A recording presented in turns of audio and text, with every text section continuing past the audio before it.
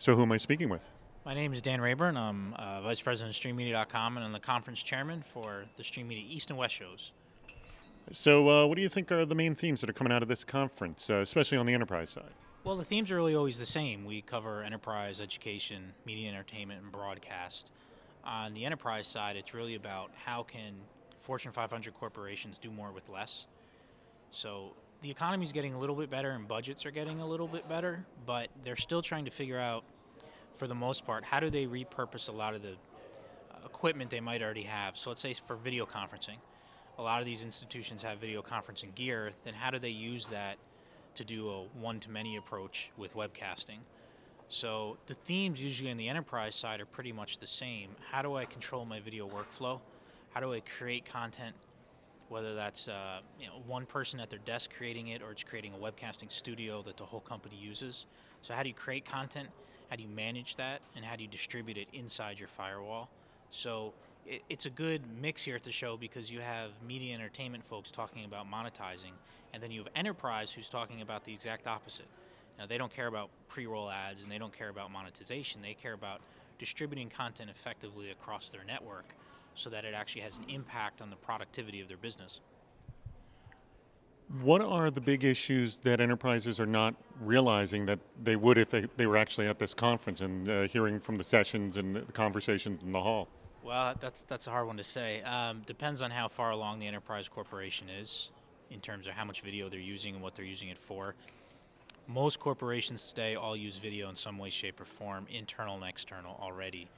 Uh, some might only do it for once a year or quarterly meetings, but most folks do it pretty often. So some of the things that they would learn is just hearing from other adopters in this space.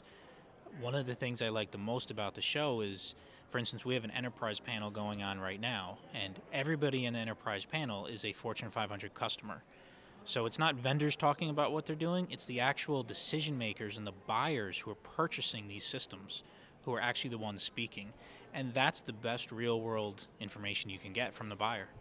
Well, can you actually tell any tales? Is there any real world tales of enterprise doing it right or wrong? And you don't have to mention names. Oh, there's a lot doing it right. We don't have enough time to go through all the people doing it right. Citigroup does a great stuff. Wells Fargo does a lot of stuff. Shell, MasterCard does a good job. Nike.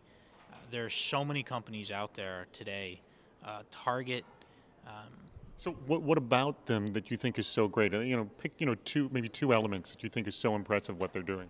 Sure. Well, a good example is probably someone like Vanguard. So Vanguard started off a couple years ago doing one-off webcasts.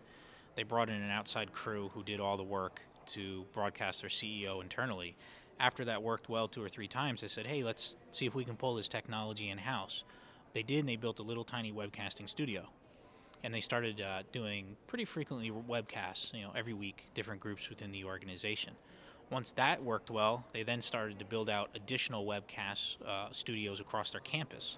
So within a period of 2 years, you had a company who had never touched video primarily over the internet or over their network to being what I consider to be one of the leading authorities on the space within a 2 year period of building out studios all across their campuses globally so that they could reach people internally. And they use it for external purposes now as well. So there's a lot of use cases like that in the industry.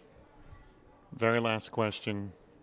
Next year, 2011, what are the main issues we're going to have to be thinking about, or new technologies, impressive things you think are going to be sort of coming to the foray? Well, that's the question everybody always asks at the end is what does next year bring? But to be honest with you, next year brings the same issues we have this year. The technology's gotten to a point now of where there's no new technology that can come out next year or the year after that's really going to change the enterprise video landscape that drastically.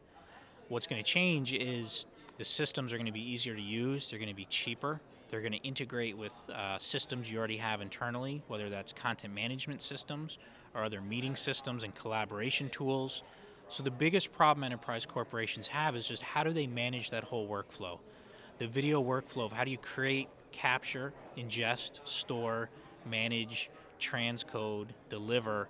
Those are all the things that corporations are always going to have issues with because producing video creates a lot of work. There's a big workflow there. So next year it'll be the same things.